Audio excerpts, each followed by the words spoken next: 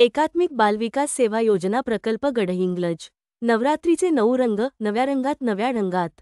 जागर स्त्रीशक्तीचा नवरात्र विशेष उपक्रम. आजचा विषय महिला सुरक्षा.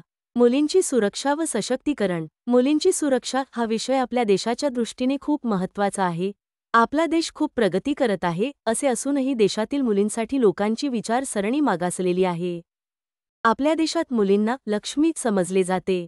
मग तरी देखील मुली असुरक्षित का आहेत? जेव्हा एखादी मुलगी कुठल्याही कारणामुळे घराबाहेर पडते, तेव्हा तिचा योग्य तो सन्मान केला पाहिजे. आज मुली शिक्षणासाठी, कामासाठी व नोकरीसाठी बाहेर पडतात. त्यांच्या संरक्षणासाठी व मुलींवर अत्याचार व छळ होता कामा नये म्हणून एक सुव्यवस्था केली पाहिजे. इतिहासाची पाने चाळली तर मुलींच्या शिक्षणासाठी सावित्रीबाई फुले व ज्योतिबा फुले पुढे आले आणि आज त्यांच्यामुळेच मुलीला मुलाबरोबरीचा शिक्षणाचा हक्क मिळाला. पण आता गरज भासते तिला सक्षम बनवण्याची.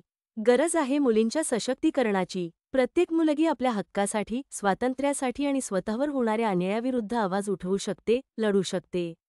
जेव्हा मुलगी लहान असते तेव्हापासूनच तिच्यावर सशक्तीकरण करणे गरजेचे आहे.